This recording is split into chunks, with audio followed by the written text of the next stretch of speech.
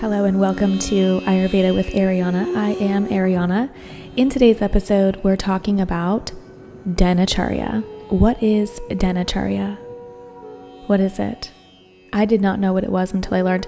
It is Ayurveda for a daily routine. So it's your daily routine from an Ayurvedic standpoint. And I want to put so much emphasis on the fact that this is a form of healing, that this is an art of healing, your daily routine. And it's always changing. And you can be in control of the awareness level of when it needs to change, how to change it, changing with the seasons. And your daily routine is how you can start to live in harmony with nature. Okay, so we live in this crazy world and we're like busy and distracted, and there's like coffee and like stimulants and like things everywhere to distract us or put us on edge or whatever the case may be. But there is a balance within each and every one of us. And when we can find that balance that is true to ourself, to our nature, then we can feel that, that full of vitality, like healthy can go throughout the whole day, healthy mind, healthy energy. We all really know what that feels like, but I feel like we don't experience that nearly enough as we should. But we can take advantage of these days and these moments and these hours and make every single moment intentional and with great awareness. Your daily routine, and I don't just mean you have to go to the gym every day and you have to like all of these very intense restrictions. I really want to focus on bringing the quality and the element to your life that feels good. So don't just pick up a routine that somebody else does because that's what you want to look like is them. Find out what's true to you. And if you don't know your dosha type, Vata, Pitta, Kapha, there's a bazillion quizzes online, or you can schedule a consultation with me. We'll go through that and not just discover your basic dosha type, but discover exactly where the imbalance is based on the qualities in your life, on your diet, your lifestyle, your routine. But you can listen to this video right now and start to implement different things into your routine. But let's first talk about how is it important to mental health. Let's say someone is brand new on a healing journey. Maybe someone was struggling with addiction and they're trying to get themselves maybe back into the real world, or at least feeling good being back into the real world. Like, okay, they're doing it and everyone's so proud of them, but they're not feeling great. And having a daily routine helps to train the mind. And when you help to train the mind, you're helping to strengthen the mind. And when you can be in control of the mind, then you realize that you are not the mind, and the issues within the mind no longer control and take over your life. So then when we say it's a disease of the mind, addiction is a disease of the mind, that opens the question to, are you identifying your entire existence with the mind?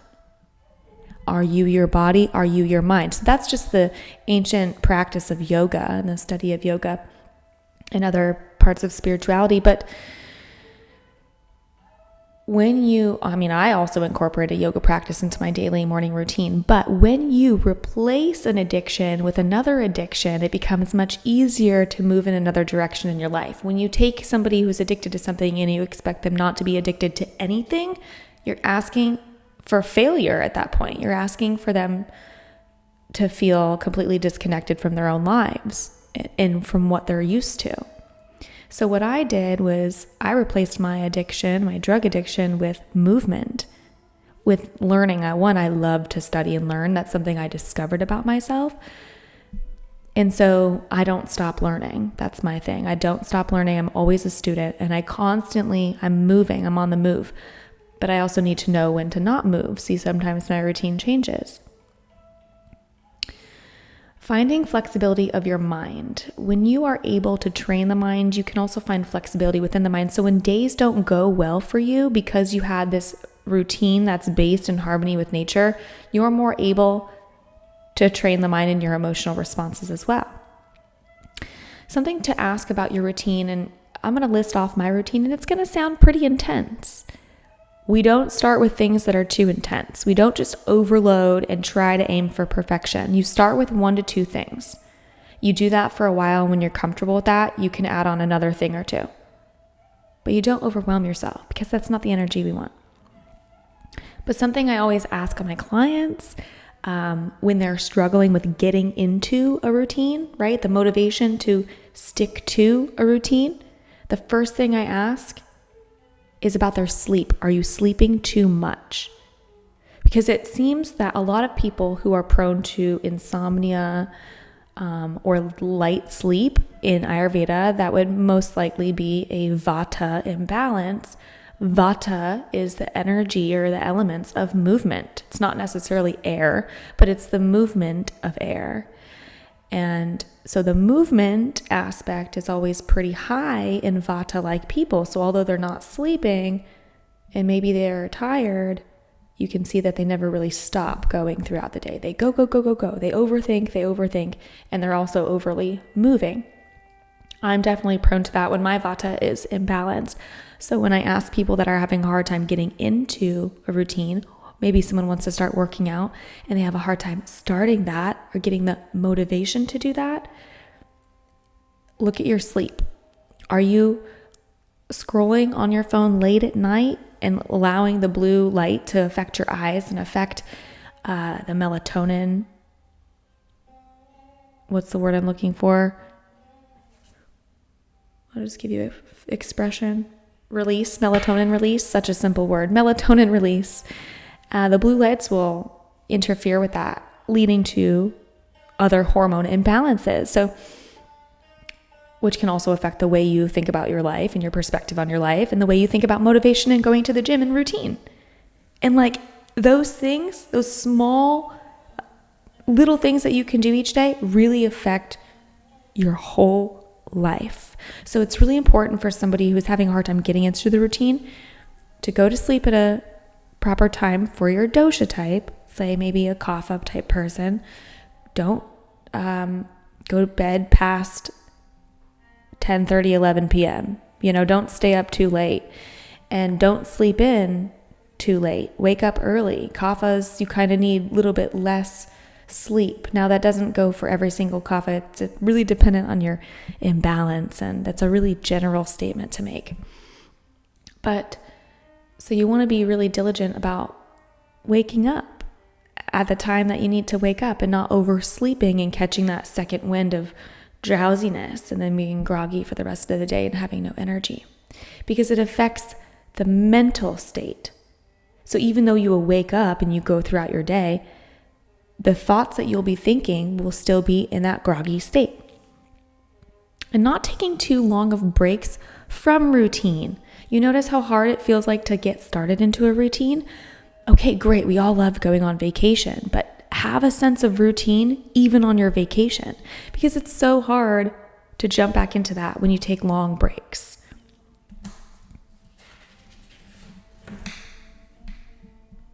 It's helping to train your internal clock. So I really put a lot of emphasis with my clients on pooping at the same time, trying to go to bed at the same time, even if you don't fall asleep at the same time, laying down at the same time. That's how you become in harmony with nature. Start to look at the daily clocks of Vata, Pitta, Kapha, how it goes from midday Pitta and then goes into Vata time and then goes into Kapha time and then goes back into Pitta time and back into Vata time, and falling asleep at the proper times. If you notice how you stay up a little bit too late and all of a sudden you have this inspiration of creativity at night and you just want to get work done, well, we should fall asleep in the other stage so we don't get that second wind. So here's an example of an Ayurveda routine, daily routine, that I am practicing, since I am a practitioner of Ayurveda as well as a student in an Ayurveda school. Wake up in the morning. I'm a single mom, so I wake up a little bit earlier than recommended for my dosha type. I do it anyways. I wake up about 5:15, 5:30 in the morning, and I do a whole lot of oils on my body, okay? I put oils in my ears. I put oil in my nose. I put oil all over my body. It's a whole practice. So if you're kind of familiar with Ayurveda, then you may have heard of Abhyanga. You may have heard me talk about Abhyanga. And if you haven't, then you will. Just keep listening and watching and you will. Abhyanga, rubbing oil all over your body, is a very powerful healing tool. People really underestimate it. People will kind of laugh at me and give me, jokes and kind of make fun of it, but they really don't understand the value and the ancient wisdom that comes from this technique and this practice, and how your skin is directly related to your blood, which is directly related to your liver. And where we live in the world today, which is all so stressed out, and the foods that we eat and the things that we drink aggravates the liver on a daily basis. That's why many of us struggle with a lot of diseases that are actually preventable in many ways if we can change our lifestyle and routine.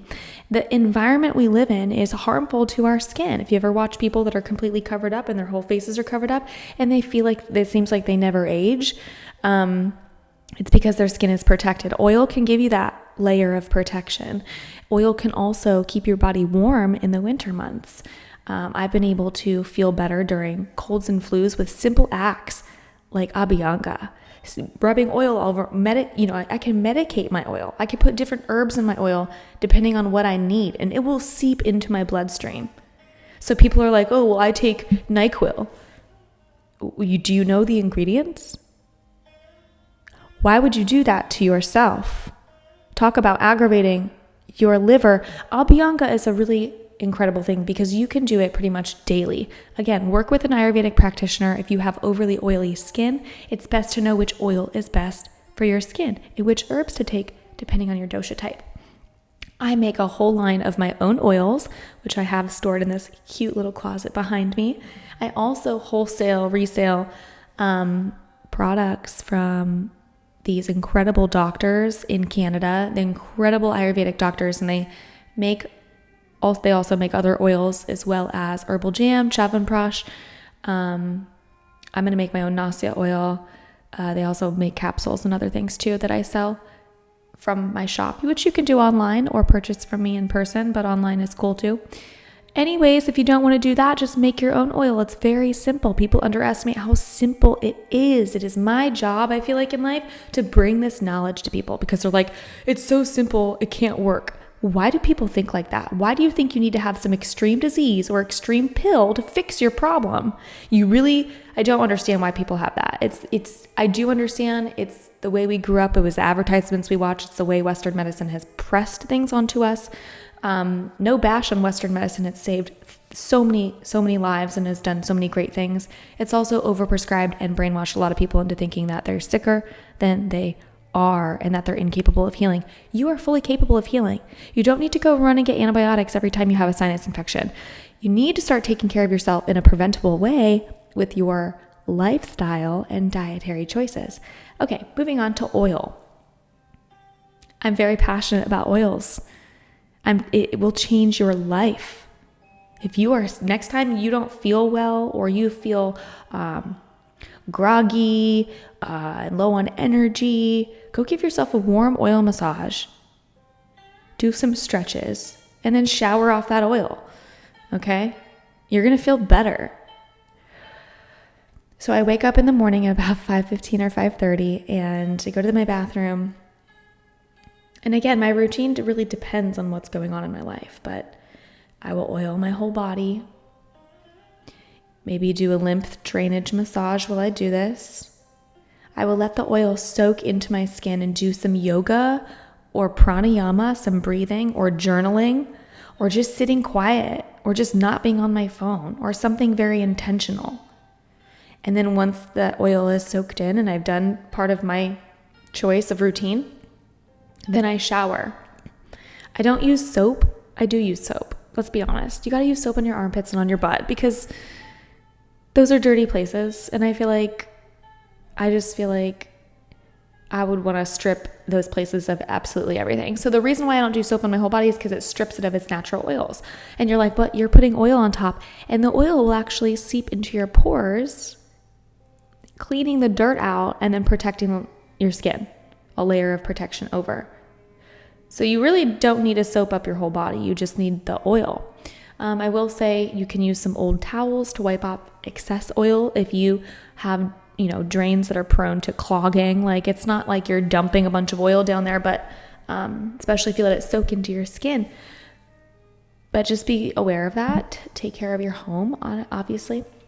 I also do tongue scraping, oil pulling, right? Brush my teeth. I'll do oil pulling. Actually, I'll scrape my tongue first, and then I'll do oil pulling, and then I'll brush my teeth last, brushing the teeth last to get anything extra from the oil, like if it pulled anything out, if it's sitting in there.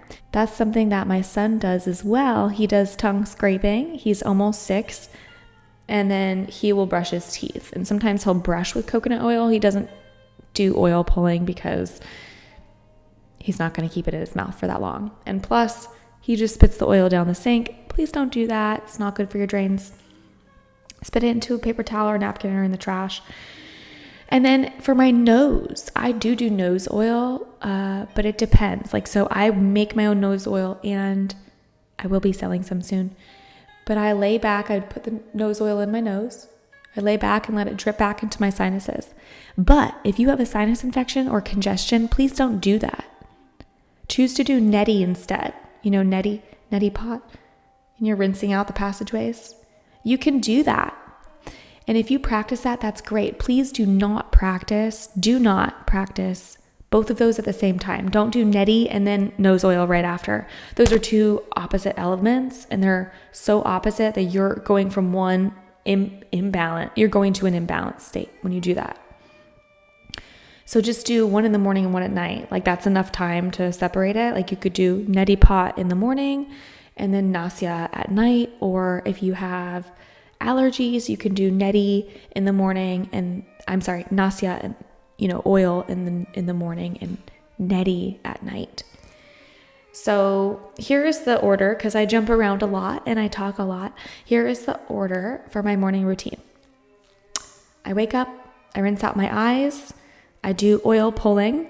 I begin Abhyanga while I continue oil pulling. I apply a few drops of oils to my ears during Abhyanga. When I end Abhyanga, I spit out the oil from my oil pulling.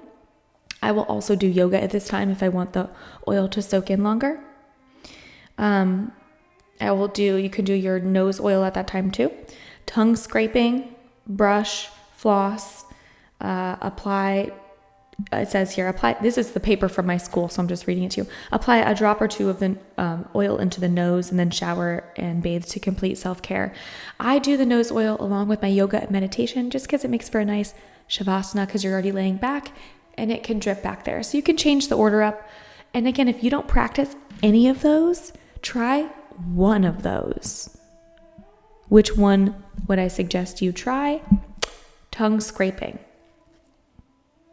If you don't tongue scrape, start with tongue scraping. And then oil pulling. And then oil on your body and self-massage. Start with those. And then continue learning about Ayurveda. Continue studying with Ayurveda. It will change your life. It's changed my life completely. My son, here is an oil he made. It is so simple. It is just, I think it's sesame oil with lemon. It doesn't smell like sesame. It's not like a sesame oil you cook with. It's for your skin, or it's sunflower oil. I cannot remember. It might actually be sunflower oil, but he put lemon essential oil in it. It's sunflower oil, and it smells really good. I opened up different essential oils for him. I said, smell this one. He didn't like it. I said, smell this one. He didn't like it. He smelled the lemon. He really liked it. This is very interesting for children. Children love happy, bright things, right? Like, they're not all of them.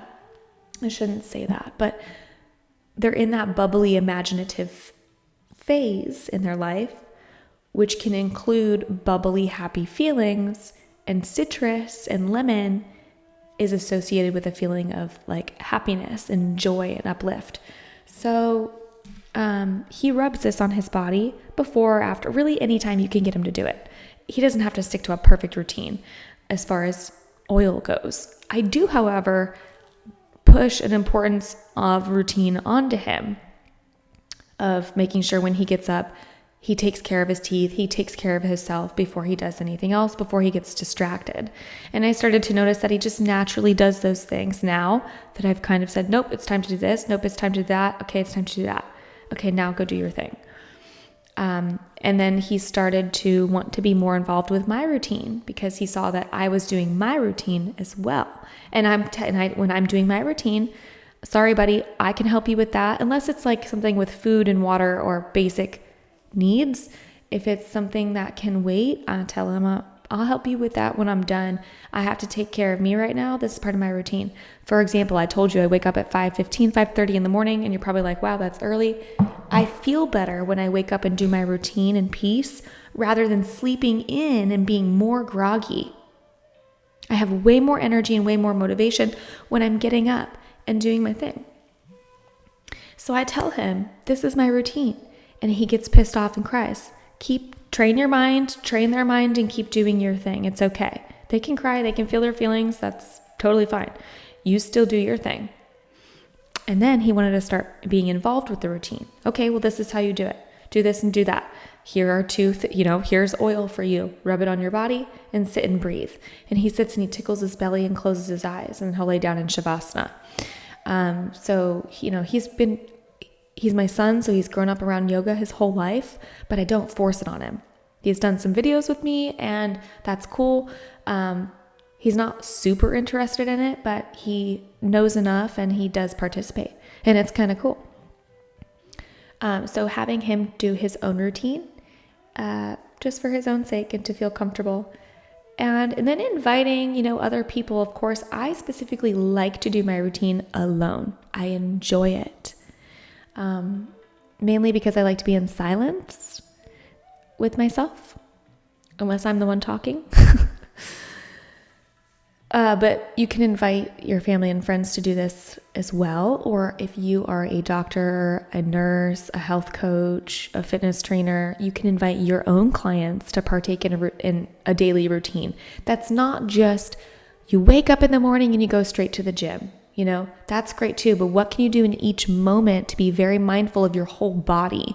Your whole body is going out into the world to be exposed to so many different things, germs, viruses, environmental toxins. The best thing you can do is to take care of yourself early in the morning with oils or different things. I like to also incorporate warm water, warm tea into my diet in the morning, and I've noticed a drastic change within my digestive system with an elimination. And it also helps, a lot of people will smoke a cigarette and drink coffee in the morning and then they go poop. Retrain that, wait to have the cigarette and the coffee until you're done pooping. Train your body to go poop on command in the morning at the same time from basic healthy things that come natural, right? Drink some warm water or something, room temperature or body temperature water. So those are just very basic, small things that you can start doing today, tomorrow, whatever. Start to have a daily routine. Get a notebook. Journal every single day. Blah, blah, blah, whatever. Just put words on paper. This is what I did today.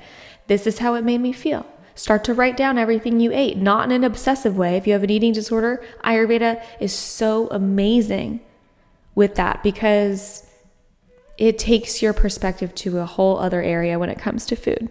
It has helped my eating disorder tremendously. I am so impressed with Ayurveda. But you can start to take a food journal to write down not just, I ate this because this is heavy. Stop counting all of your calories and start counting qualities. I ate a cucumber. The quality, what were the qualities of this cucumber? Cool, refreshing. How did it make you feel? Maybe cooled down. Maybe were you angry and then you had some watermelon and cucumber? How did you feel? A little bit more cooled down? Or did you go have some nachos with a bunch of salsa, spicy jalapenos on it and feel a little bit more aggravated? So food journals to link food connection to emotion or feeling and start to live your life from that viewpoint, because you don't need to sit and count all these calories and these numbers unless that's your thing and you're doing it for a very specific reason. But if you're doing it to try to find balance and love for yourself in life, I invite you to do it from an Ayurvedic perspective.